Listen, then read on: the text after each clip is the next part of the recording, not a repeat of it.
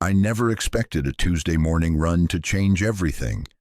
But I guess that's how the best things in life happen, isn't it? When you're not looking, when you're just existing in your routine, thinking you've got it all figured out. I'm getting ahead of myself, though. Let me start from the beginning. My name's Marcus, and I'd been running the same loop around Riverside Park for 3 years. Same time every morning, 6:30 sharp, rain or shine. It was my meditation, my therapy, the 1 hour of the day that belonged entirely to me before the chaos of work and expectations took over.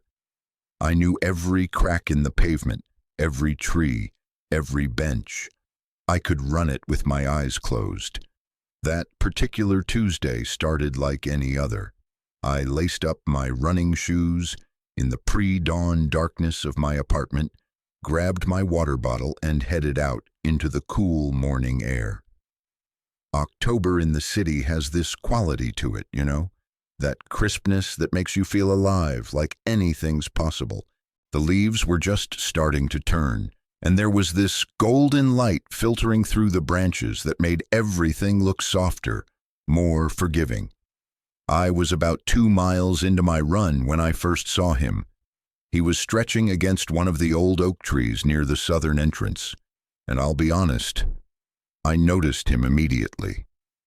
You know how sometimes a person just captures your attention without trying? He had this presence about him, tall, maybe 6'2", with dark hair that fell across his forehead in a way that seemed effortlessly perfect. He wore a simple gray t-shirt and black running shorts. Nothing special, but on him it looked intentional, like he'd been styled for a magazine shoot. I tried not to stare as I ran past, but I caught a glimpse of his face. Strong jawline, focused expression, and these eyes, God, these incredible brown eyes that seemed to be looking at something far beyond the park. There was something almost melancholic about him, like he was carrying weight that no one else could see. I didn't think much of it after I passed. The park was full of runners after all. But then the next morning, there he was again. Same spot, same tree, stretching with this methodical precision that suggested either military training or dance background. This time, as I approached, he looked up and our eyes met for just a second. He gave me this small nod, barely perceptible, but it sent this jolt through my chest that I wasn't expecting. I nodded back and kept running, but my heart was racing in a way that had nothing to do with the exercise. This became our routine. Every morning he'd be there, and every morning we'd exchange that small acknowledgement. Just a nod, sometimes a brief smile, but it was enough to make me start looking forward to that specific moment in my run. I began timing my route so I'd pass his tree at exactly the right moment. Pathetic maybe, but I couldn't help myself. 2 weeks went by like this, 2 weeks of stolen glances and unspoken connection. I started wondering about him constantly. What was his story? What brought him to the park every morning? Was he running from something or towards something? Did he notice me the way I noticed him? Then came the morning that changed everything. I was pushing myself harder than usual, trying to beat my personal best time, and I didn't pace myself properly. About 3 miles in, I felt this sharp pain in my left hamstring. Not a pull, thank God, but definitely a warning sign. I slowed to a walk, limping slightly, frustrated with myself for being so careless. I made it to a bench near the pond and sat down, stretching my leg out, trying to assess the damage. The sun was fully up now, and the park was coming alive with morning joggers, dog walkers, and Tai Chi practitioners. I was so focused on my leg that I didn't hear him approach. "That looks painful." His voice was deeper than I'd imagined, with this warm quality that immediately put me at ease. I looked up, and there he was, standing a few feet away, concern evident on his face. Up close, he was even more striking. There was a small scar above his left eyebrow that somehow made him more real, more human. His t-shirt was damp with sweat, clinging to a body that was clearly well maintained but not obsessively so. He looked like someone who took care of himself because he respected his body, not because he was vain. "Yeah," I managed to say, suddenly very aware of how I must look, red-faced and sweaty and grimacing. "Pushed too hard, I think. My hamstring's not happy with me." He moved closer and I caught his scent, this mixture of clean sweat and something woodsy, maybe cedar. "Mind if I take a look?" "I'm a physical therapist." Well, I still remember a thing or two. There was a story there I could tell, but this wasn't the moment to ask. "Sure," I said, trying to sound casual despite the fact that my heart was suddenly pounding again. He knelt down in front of me and I became acutely aware of how close he was, how his hands looked strong and capable as they hovered near my leg. "I'm going to touch your leg now, okay?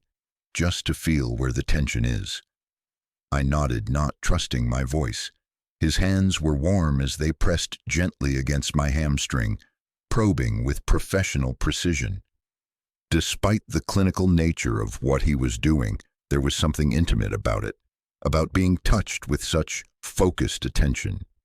"It's tight, but I don't think you've torn anything," he said, his fingers moving along the muscle. "You probably just need to stretch it out properly. The thing is, when you're already tight like this, you need resistance to stretch effectively. You can't do it alone, not safely." He looked up at me, and our faces were suddenly very close. I could see flecks of gold in his brown eyes, could count his eyelashes if I wanted to. "I could help you," he said quietly, "if you want." Did I want? God, yes, I wanted. But it felt like he was offering more than just a stretch, and I wasn't sure if I was reading too much into the moment or if the electricity between us was real. "I'm Marcus," I said, because it seemed important suddenly that he know my name. "Adrian," he replied, and a smile tugged at the corner of his mouth. "So, Marcus, what do you say? Let me help you." We moved to a more secluded area of the park, a grassy spot beneath a cluster of maple trees where the morning light filtered through in dappled patterns. Adrian had me lie down on my back, and he positioned himself beside me with practiced ease. "Okay, so I'm going to lift your leg and push it gently toward your chest," he explained. "The key is to go slow, to feel where your limit is, and then push just slightly beyond it. You'll feel the stretch, but it shouldn't be painful. If it hurts, you tell me immediately. Got it?" "Got it," I said, my voice coming out rougher than intended. He placed one hand under my knee and the other on my ankle, lifting my leg with surprising gentleness. Slowly, carefully, he began pushing it toward my chest. I felt the stretch immediately, that good kind of pain that tells you you're doing something beneficial. But I also felt his hands on my skin, warm and sure, and the weight of his presence beside me. "Breathe," he reminded me softly. "Don't hold your breath. Let the oxygen help the muscle release." I exhaled, trying to focus on the stretch and not on how good it felt to be touched like this, with such care and attention. He pushed a little further, his eyes locked on my face, watching for any sign of discomfort. "How does that feel?" he asked. "Good," I managed. "Really good." He held the position for a long moment, and in that stillness, something shifted between us. The pretense of this being purely therapeutic fell away, and we both knew we were in territory that had nothing to do with hamstrings and everything to do with the connection that had been building between us for weeks. "I've been watching you, you know," Adrian said quietly, still holding my leg in that stretched position. "Every morning, I look forward to seeing you run past." My heart was racing again. "I've been watching you too." He smiled then, a real smile that transformed his face from handsome to absolutely beautiful. "I know, I could tell, the way you'd time your run to pass exactly when I was there. I started arriving earlier just to make sure I didn't miss you." He slowly lowered my leg and moved to the other side to stretch the right hamstring. This time, when he lifted my leg and began pushing it down toward my chest, the movement felt different, charged with acknowledged attraction. His hands were still professional, still careful, but there was tenderness there too, an intimacy that went beyond the physical. "Why didn't you ever say anything?" I asked, my voice barely above a whisper. Adrian pushed my leg a little further and I felt the stretch deep in my muscle. "Fear, I guess. I've been burned before, badly. I moved here 6 months ago to start over, to figure out who I am without all the baggage. I promised myself I'd focus on healing, on being alone for a while. And then there you were, running past my tree every morning, and all my resolutions started crumbling." He paused, holding the stretch, his eyes meeting mine. "But some things are worth the risk, aren't they? Some connections are too rare to ignore." "Yes," I breathed, and it felt like the most important word I'd ever spoken. Adrian lowered my leg gently and sat back on his heels, looking at me with an expression I couldn't quite read. Vulnerability, maybe. Hope. "This is probably too forward, and feel free to tell me to back off. But would you want to get coffee sometime? Actually get to know each other beyond morning nods and physical therapy sessions?" I sat up, and we were face to face now, close enough that I could feel his breath. "I'd like that. I'd really like that." "Good," he said, and the relief in his voice was palpable. "Because I've been going crazy trying to work up the courage to talk to you. Do you have any idea how many times I've rehearsed this conversation in my head?" I laughed, feeling the tension break into something lighter, more joyful. "Probably as many times as I've imagined what your voice sounded like." "And? Does it live up to expectations?" "Better," I admitted. "Much better." We stayed there in the grass for another hour, just talking. Adrian told me about his life before the move, about the relationship that had ended badly, about his decision to leave his physical therapy practice and take time to figure out what he really wanted. He spoke about feeling lost, about the pressure of expectations and the courage it took to step away from a life that looked perfect from the outside but felt hollow on the inside. I shared my own story about the loneliness of routine, about how I'd been going through the motions for so long that I'd almost forgotten what it felt like to truly want something. I told him about my job in marketing that paid well but left me empty, about the friends who drifted away as we all got busier, about the quiet desperation of modern life that no one talks about but everyone feels. "It's funny," Adrian said at one point, lying back in the grass and looking up at the sky through the leaves. "We spend so much time trying to appear like we have it all together, like we're these successful, confident people who know exactly what we're doing. But underneath, we're all just scared kids hoping someone will see us and accept us anyway." "Is that what you want?" I asked, lying down beside him, our shoulders almost touching. "To be seen." He turned his head to look at me, and there was such raw honesty in his eyes that it took my breath away. "Yes, and to see someone else just as clearly. I'm tired of surface-level connections, of pretending. I want something real, even if it's terrifying." "It is terrifying," I agreed. "But maybe that's how you know it matters." The sun was fully up now, and the park was busy with the morning crowd. We should have felt exposed lying there in the grass, having this intensely personal conversation. But somehow, in that moment, it felt like we were the only two people in the world.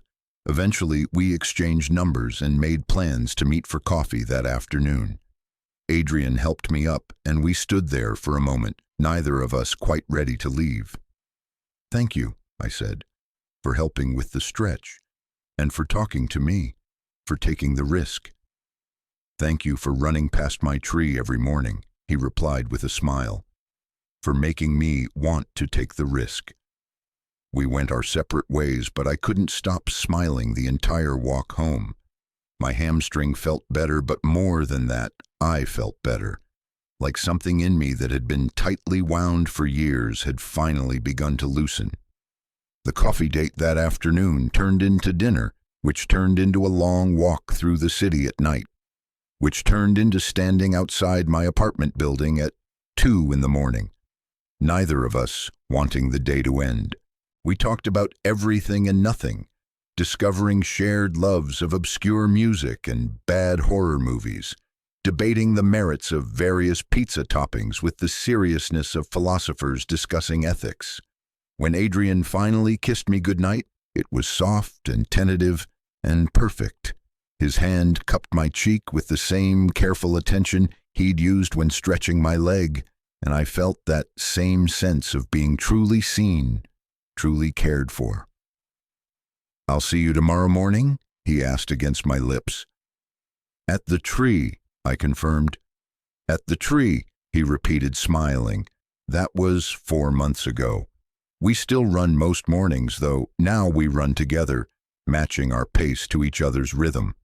Adrian started teaching yoga classes at a community center, finding a new way to help people heal that feels more authentic to him. I've been writing again, something I gave up years ago, rediscovering a passion I thought I'd lost forever. We take things slow, both of us scarred enough to understand the value of patience. Some nights Adrian stays over and we fall asleep tangled together, his breath steady against my neck. Other nights we sleep separately, respecting each other's need for space and independence.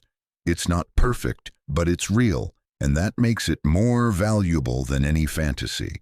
The other morning, as we were stretching together after our run, Adrian looked at me with that expression I've come to know so well, the one that says he's about to say something important. "I'm glad you pushed too hard that day," he said. "I'm glad your hamstring gave you an excuse to stop, because I don't know if I ever would have worked up the courage otherwise."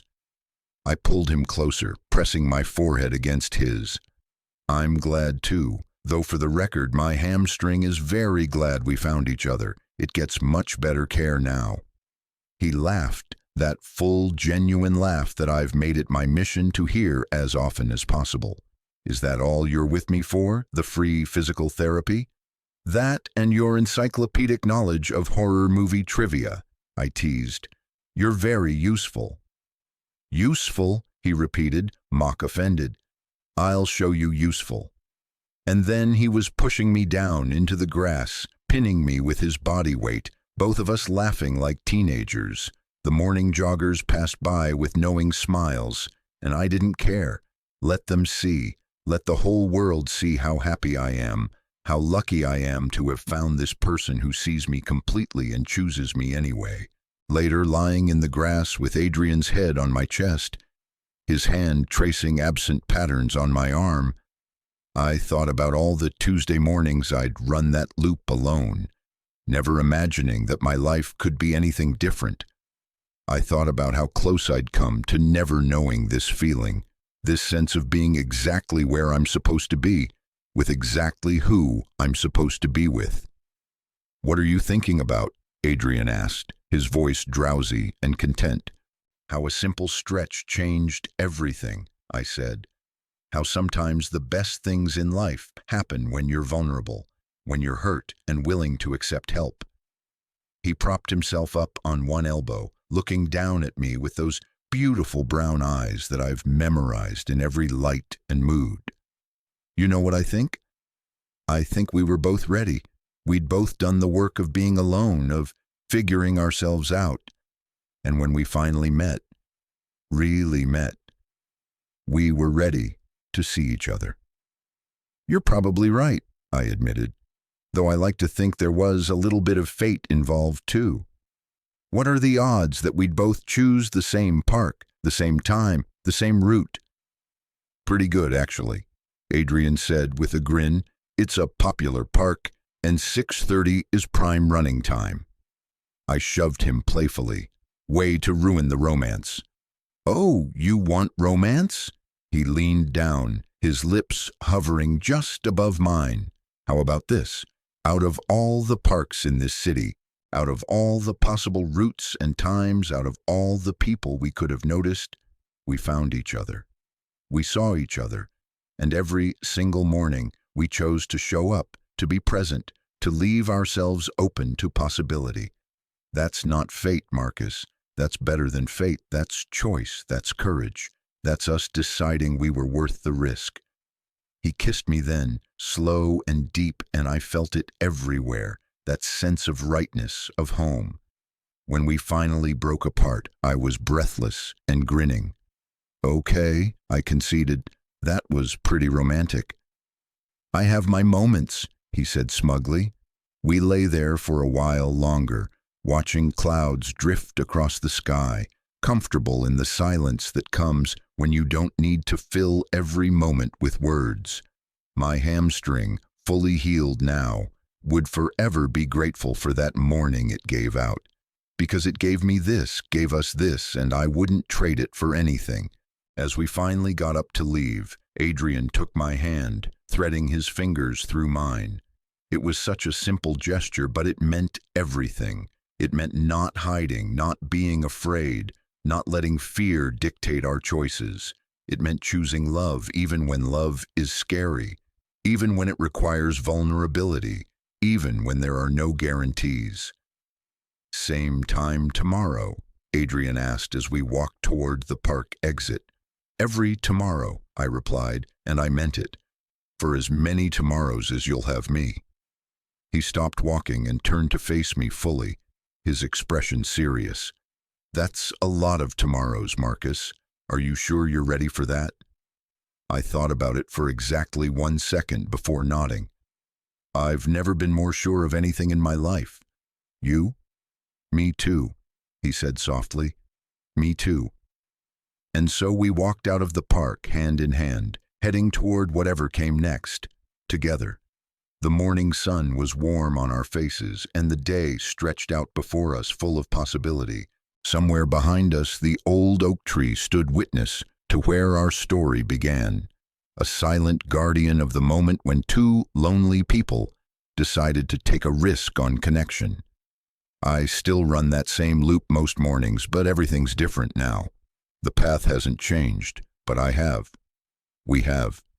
And every time we pass that tree, Adrian squeezes my hand a little tighter, and I remember that sometimes the best things in life happen when you're vulnerable enough to accept help, brave enough to offer it, and open enough to recognize connection when it finds you. That's the thing about love I've learned. It doesn't always announce itself with grand gestures or dramatic moments. Sometimes it starts with a simple stretch, a gentle push, a willingness to be seen. And if you're lucky, if you're brave, if you're ready, that simple beginning can become everything.